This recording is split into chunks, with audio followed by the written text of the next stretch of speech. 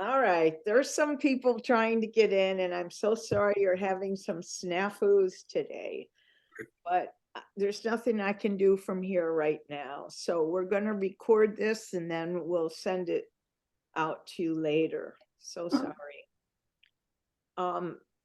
So this is the beginning of Lent, and you know that because I have ashes on my forehead.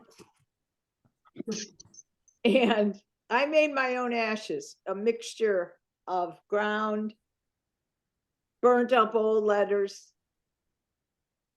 some of my partner's ashes from when she died, soil from plants.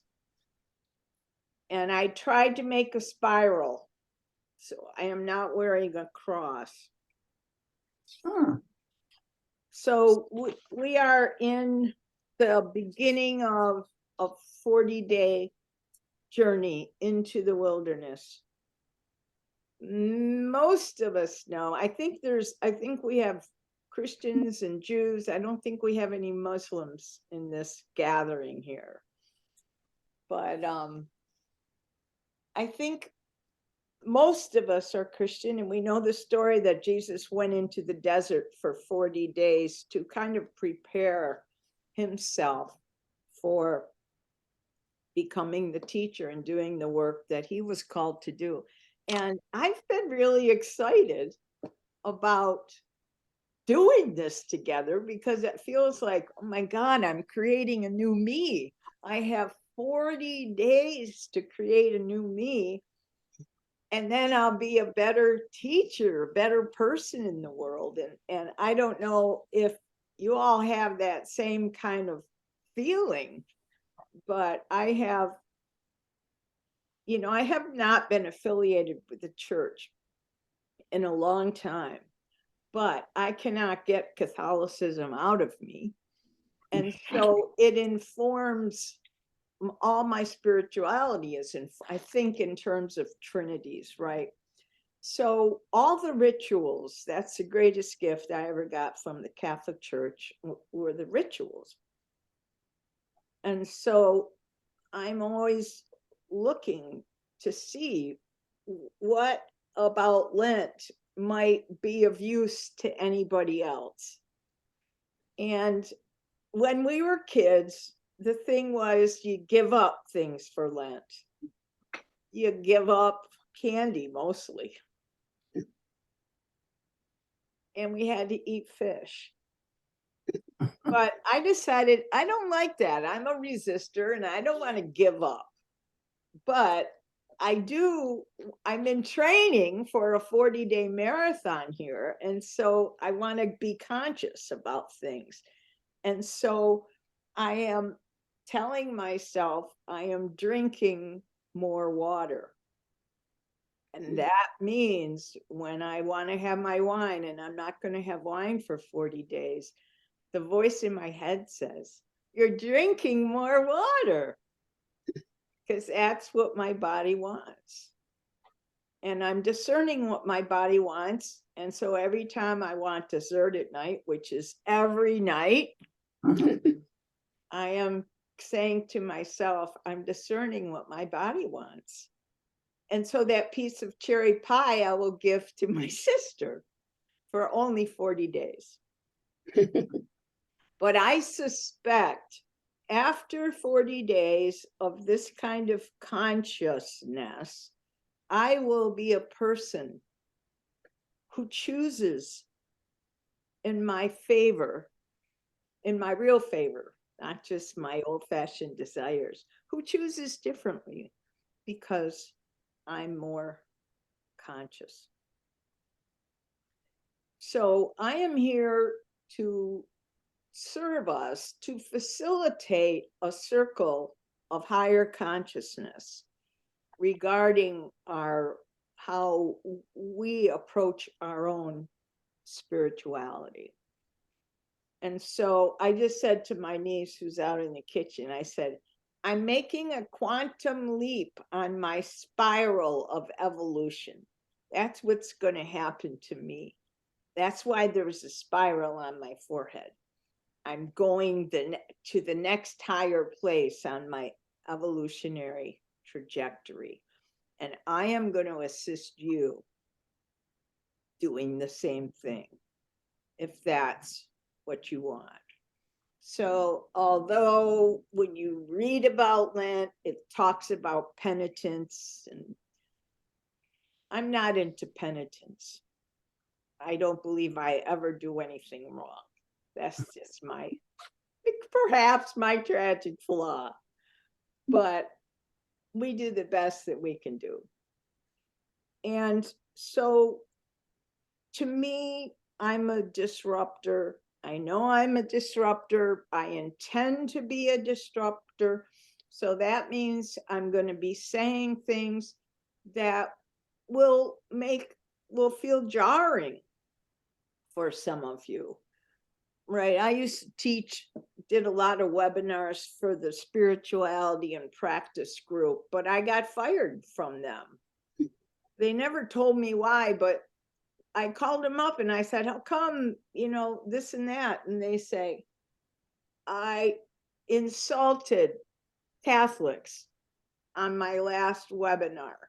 So I'm fired.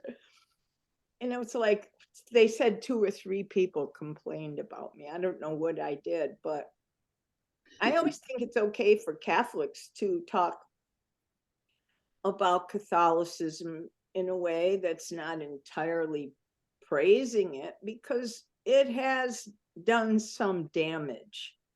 I'll just say, me as a lesbian, it's hurt me a lot. So anyway, I'm going to try and not be negative and dark in any way, and just be focusing on the light. And I'm going to try and be as ecumenical as I can be. And I hope that we have the kind of circle that if it happens that I say something that you can't agree with, or that feels weird about, that you'll speak out and just say, hold on, will you say more about it? Or that doesn't feel right, or that hurts my feelings. I would hope we could be that kind of a circle. So I'm just going to say a prayer right now to the Great Mother. The winds are blowing fiercely out here. The palm trees are bent over. So I'm saying a prayer to the Great Mother Earth, to the Great Father in the sky, if such a thing exists, that we're here in the service of more love and more light, in the service of being the greatest, most compassionate, most generous human beings that we could be. And so we're receiving all the blessings that are coming our way from every direction that we know of, and fully grateful for all this assistance. Thank you. Amen. So where do we go from here? How do we how do we improve ourselves? What do we do in order to evolve ourselves as spiritual beings? I put it down. I got 7 weeks down. So I know every week is going to be a different topic. And this week it's called Silence and Stillness, because I think there's people on the call who do not have an identified spiritual practice. And so we got to get that handled. And I know, I invited mystics and I invited misfits. I'm in both categories. And the in-between, right? So we're all in different places, and I'm not going to embarrass anybody by saying, describe the place you're at. And nor am I going to say, raise your hand if you don't have a spiritual practice. I just already know this is the deal. And I already know maybe most of you do. But we're going to go over this for the one or two of us who don't. And I'll tell you from my experience as a teacher and a facilitator out there in the world, the most common things people say to me is, I don't have time for a spiritual practice. My knee-jerk reaction is, I don't have time to talk to you then. But I never say that. But how it feels to me when someone says that, it's as if you were a mom who just gave birth to a baby and you said to me, I don't have time to feed my baby. That's how it feels. There's some things we prioritize. And I think for me, the whole reason, I'm going to tell the story of how I started it, because I was resistant for decades and was always in a snit about spiritual practice. Just wasn't interested. I paid my $65 to get my transcendental meditation mantra. That never worked. I wasn't loving meditation until I have a friend who's in the CSJ. Some of you know her. Sister Paula is her name. And she's an artist and a mystic and would be my teacher, my spiritual mentor, I'll say. And I lost a job one time and called her up, was freaking out about it. And she goes, perfect opportunity for you to go to grad school now. So quit your whining and get into grad school. And this was, I think, in July or August. So I had to really hustle. I'm in Syracuse, New York, and I went right up to, the photojournalism school and tried to get myself in grad school and did. So I started in September, but by October, I was ready to quit because I was already like in my 40s and surrounded by all these young, rich kids. I had no peers. Nobody wanted to play with me. So I just couldn't relate. I couldn't connect. I was lonely as the dickens. So I decided one morning I was going to quit, and I thought I better tell Paula. So I'm in my bed and I call her up. I say, Paula, I just want you to know I'm going to quit grad school because this was your idea that even went. And so now I'm just telling you I'm not going anymore because it's no fun. And she went into a bit of a tailspin. She goes, answer these 3 questions. Are you eating and drinking moderately? And I wasn't, and I said, no. What are you doing are you working out? I wasn't. I said, no. She goes, oh, Jan, this is terrible. What are you doing for your spiritual practice? I said, nothing. And she said, your life can never work. You can have an ordinary life, but you're here for the extraordinary, and that can never happen for you if you don't go get those 3 things handled.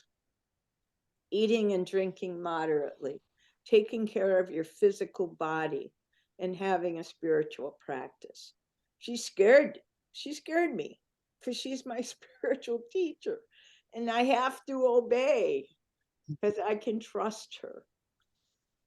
And so she says, hang up the phone, get those things handled. Don't call me. I don't know if she said 3 weeks or whatever. Don't call me for 3 weeks.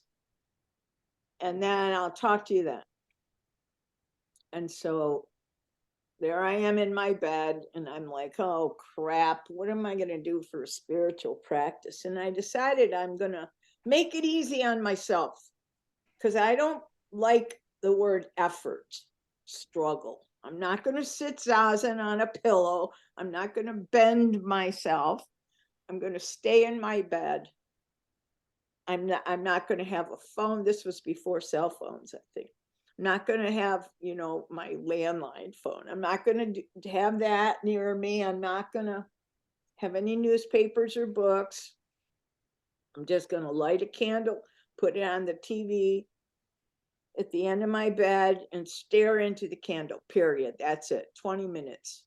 That's my spiritual practice. And then I got in my car and I went down to the bicycle store and bought a bicycle. I started bicycling to work and I said, Annie, we have to start drinking moderately and eating better.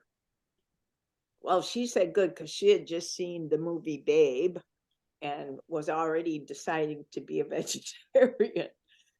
So we only drank on the weekends. And I just kept going to school. I'm riding my bike to school. 3 weeks go by and I call Paula up. I say, Paula, you're not going to believe what happened. Everybody on campus has changed dramatically. Because that's what it felt like to me. Well, we both know nobody else changed, but I was totally different. And that was, I think, 1992 or something like that. And this morning I did the same thing. I lit the candles. It's at the end of my bed. And I sat there. I do it longer now because I can, because I like it, and because I realize I put my hands in this position after I do my I have 2 little rituals I do where I say 2 prayers that I have revised so they're palatable to me, the morning offering and the memorare. And then I say 2 poems. I Thank You, God by E. E. Cummings and Consolation by Elizabeth Barrett Browning. And then I open myself like a satellite dish to receive what Emily Dickinson calls, how does she say it? The only news I get all day is bulletins all day from immortality. That's how she calls it. Bulletins all day from immortality. So I imagine myself a satellite dish. And I think what's happening is that let me just confess, let me just brag. I have a new Trinity. It's no longer the Father, the Son, and the Holy Spirit. My Trinity is intelligence, love, and beauty. So I imagine that supreme intelligence, ineffable beauty, and infinite love are in cahoots, and they're broadcasting themselves around the cosmos. And they're in wave form, but waves become particles. And when waves become particles, you could see them, and that's us. That would be us. So I'm the particle version of intelligence, love, and beauty. So I just perceive that essence is being broadcast to me and saturating me and penetrating me all the day long, even in my sleep, and that it only registers when I'm conscious.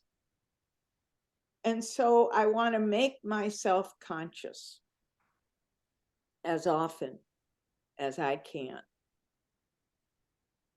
And so my spiritual practice, because I have received so much over the last, however many 20 years or whatever, I have received so much book ideas, right? Music, everything. In fact, in the very first week of doing my spiritual practice, somebody just talked. In the first week of doing my spiritual practice, I received, I was kind of a knock knock, and these words start coming my way. So I get my journal out and I write the words down, and I thought it was a poem. They were kind of rhymey, and I thought it was a poem, but later on, it turned out to be a song. I think I can play that song now. Admit. Patty, did you admit? I will. Okay, somebody joined us. I'm going to play that song now, and we'll see if you can hear it. I'm going to try and play it and see if you can hear this. Can you hear it? Nod your head, yes. All right, so just take a moment, close your eyes, see what it says. Now is the time to be mindful of life, to keep the flame going, to give up the fight. For life is a pleasure, it's not meant for pain. Let go of the struggle and dance once again. For you all have an angel who sits at your side, who waits for your calling, who hears every cry. She's there at your service, there as you guide. So call her, she's waiting with arms open wide. The God that you are seeking needs not to be sought. You're already one, like the sea and the salt. The source is within you, the force is at hand. It's been in your soul since your life began. So rejoice, my child, in the gifts that you have. The light of the world is the torch in your hand. And when you get beyond your fear and your pain, you'll see God in the being who goes by your name. For you all have an angel who sits at your side, who waits for your calling, who hears every cry.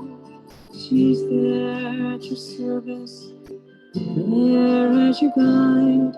So call her, she's waiting with arms open wide.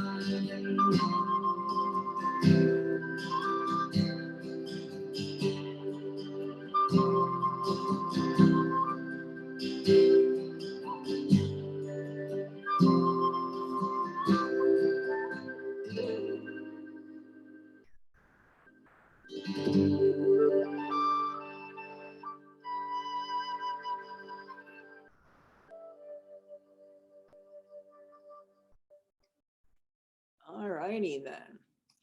So that's what, oh no, I gotta stop this.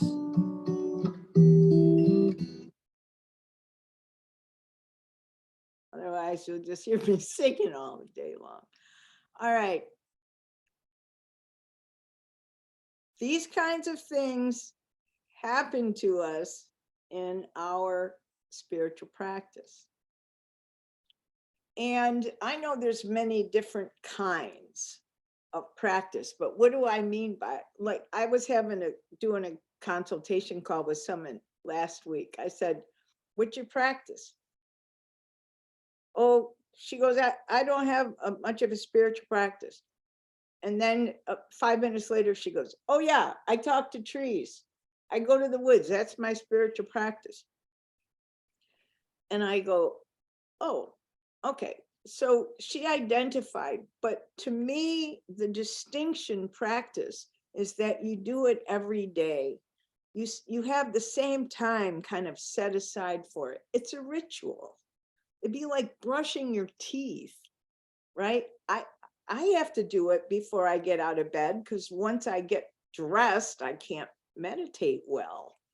It's just not my, sometimes you do because you go to a meeting and it starts with the meditation. I'm all clothes and I have my clothes on, I'm sitting in the meeting, I can meditate, okay. But the best is when I'm on my own in my bed with my candles burning. I'm going to show you, I'm going to see if I can show you this picture. I don't do a lot of Zoom, but I'm going to see, can you see this picture? How do you show? Share? Oh, maybe I can't show you. I thought I could share my, you can't see that, can you?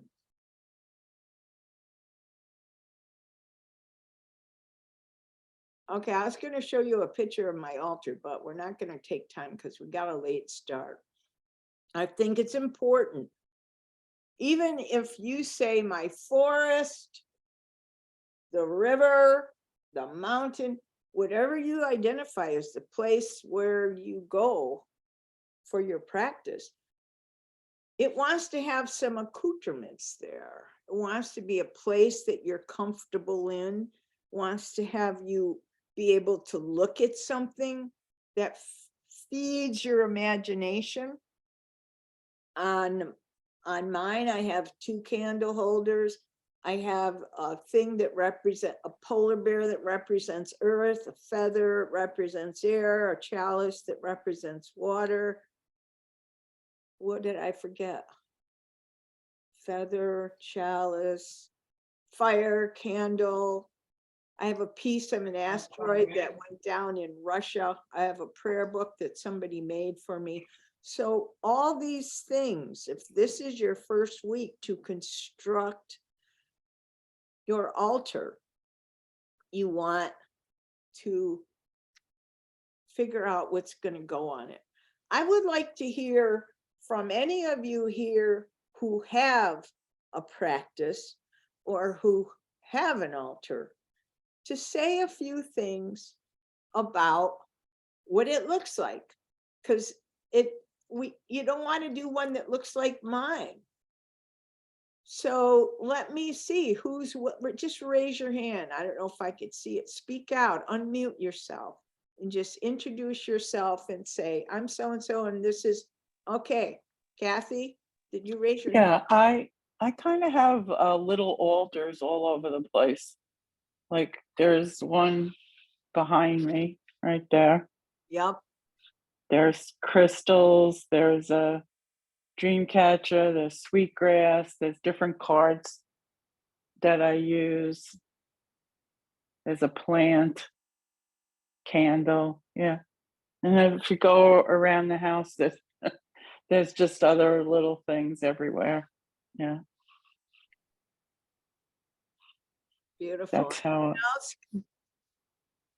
Anyone else want to say anything about? Hi, I'm Stephanie. I've made altars a lot, but I've made them for like prayer intentions, like if I'm praying for something special, but I haven't. And I make soul collage cards, which sometimes serve as an altar, as a background to my practice. But I don't have a day-to-day altar, so that's something to think about. Okay. Anybody want to say anything about what your practice is like? Just speak out. What do you do that you call your spiritual practice? Okay, rosary beads.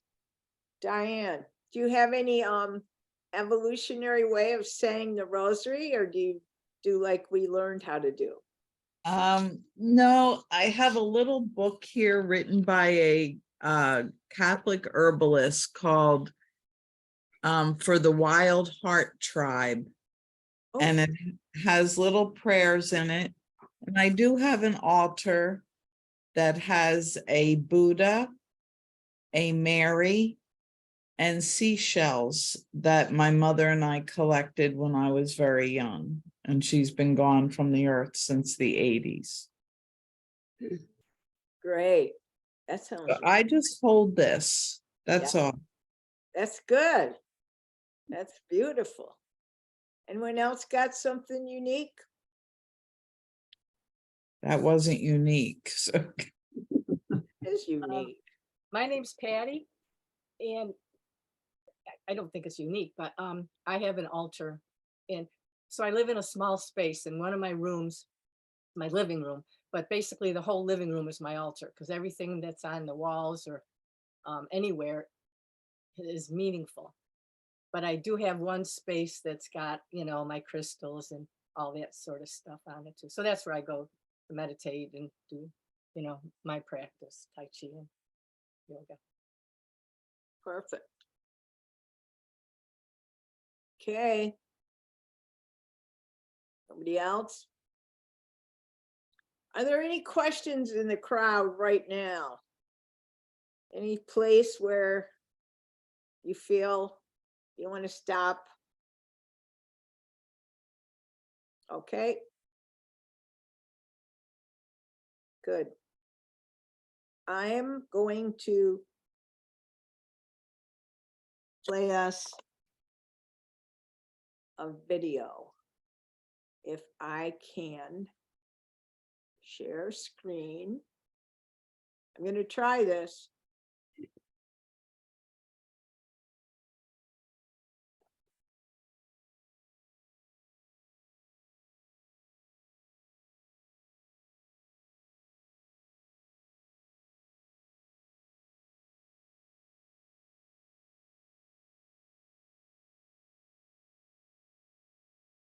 Hold on.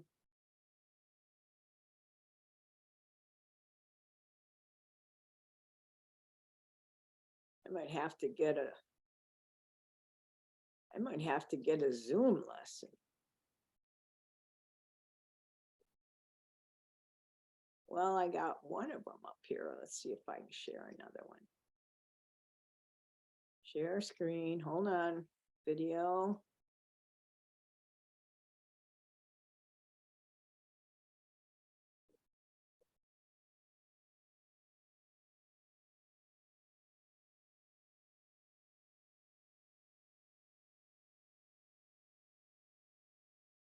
All right.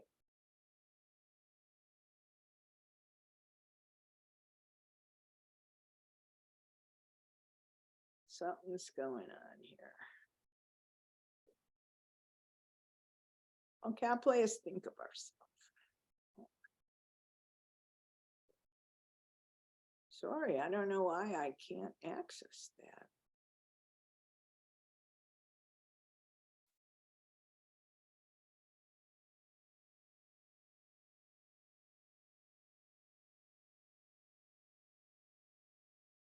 It worked for me, but it's not working for us. Dang it. Video share. Let me just try one more time.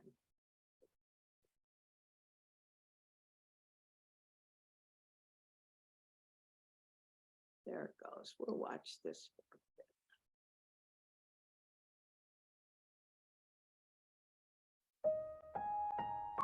Can you see this?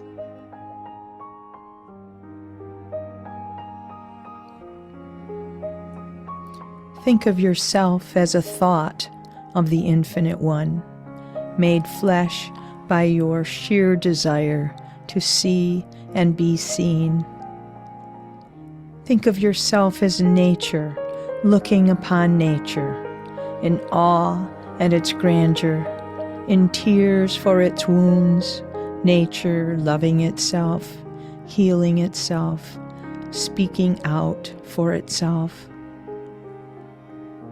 Think of yourself as a vessel of stardust and clay, a child of the cosmos, transforming energy into matter, wave into particle, mortal into immortal.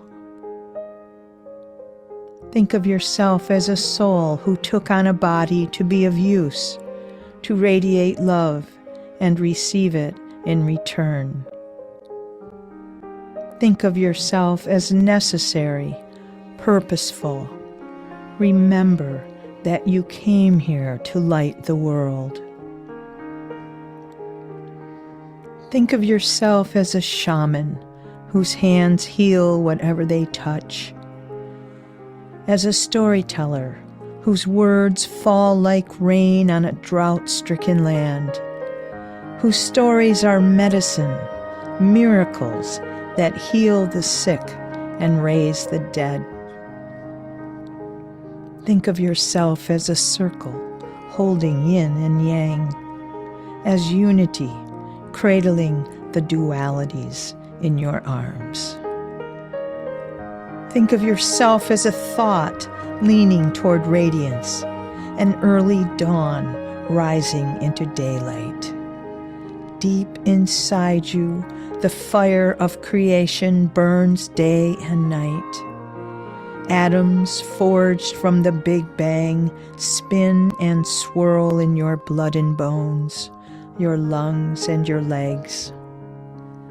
Like salt in the tear, joy in the laughter, the Holy One is in you, being scattered like seeds across the land as you speak and write and reach out to touch. You are the hands and feet, the eyes and ears of the great beloved. You are the one we are waiting for. Your stories are the ones we are waiting to hear. It is time now for each of us to speak, to say what happened and what we learned. To reveal ourselves is to heal ourselves, and to heal ourselves is to heal each other and the world entire. From our revelations of intimacy and truthfulness, vulnerability and generosity, the future takes shape and enters into us. Our words made flesh, our thoughts made real. Yes, think of yourself as a creator. The peace you desire, the justice you cry out for, these will come as we speak them into being. As the cosmos is being created by the mind of the Infinite One, this world is being created by the minds of the finite ones, by us. Let us be mindful and full of care for the words we speak, the thoughts we think, the stories we tell, for these are the tools with which we build tomorrow.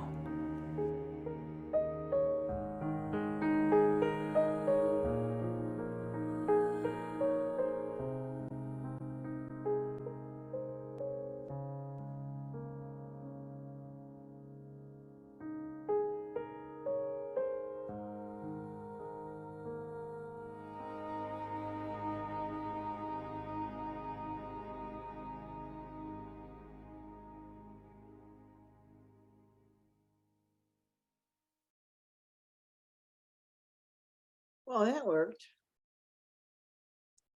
So here's my hope for what happens with us, through us, and for us, is that the awakening that you experience is the awakening of yourself as a powerful creator. And that the grist for our creative mill is the experiences of our lives. And we enter into events, half of our own making, half by surprise. But we get tangled up with people, tangled up in relationships, tangled up in adventures where sometimes we get beat up a little. And we experience what feels like ordeals. It's hard to be grateful for them. It's like huge suffering is incurred. But I think what we're being asked to do is to always get to the place of gratitude, no matter what has happened to it, because right here, wherever you're sitting, you're in the winner's seat. You would not be in this circle if you weren't sitting in the winner's seat. You're on an evolutionary edge right here. You knew enough to sign up for something that was going to push you forward beyond where you've been before, so that you could be a soul force in the world. And part of that invitation is that you are able to say thank you for all the events of your life, and see if you can process them in such a way that even though there was extreme pain involved, you could see that also there was some gift in that. And I think that's what we bring to the table as evolutionary creators, right? I'm a force in the world because I talk about it. I'm a force in the world because I dare to defy the old things that hurt us and that no longer serve us. I boycott the song, "He's Got the Whole World in His Hands." Even though I sang it like a Nazi youth as a kid, every single campfire my family had, "He's got the whole world in his hands." But I think we're having a climate crisis right now because we believed in that mythology and that theology that God is some personal being up there that knows all the hairs on our heads. It's going to always do things in our favor and take care of us, and all he'll take care of it. And that is so much baloney. And so as evolving co-creators of this planet, if not the whole universe, co-creators of this planet and what happens on it, we have to stop abdicating our power and to start speaking out when we dare to. And I speak out everywhere, always, because I have nothing to lose. I have, over the course of 73 years, I've lost everything at one time or another, and I found that I could live without all those things. Now I've pretty much regained a lot of what I lost, but I'm just saying, you get more courageous when you don't have anything to lose. And so however you show up as a creator or co-creator, it will be different at the end of this retreat. You'll be different if you stay, and if we go through this as a circle, as a gathering, as a community together.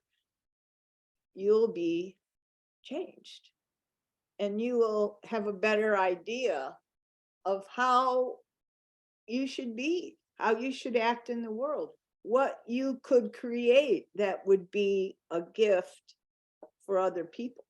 And I'm right now on my screen, I'm looking at two people to my right and my left who have already created gifts for the world that are waiting to be shared, that are being shared and waiting to be shared more. Artistic presentations, events.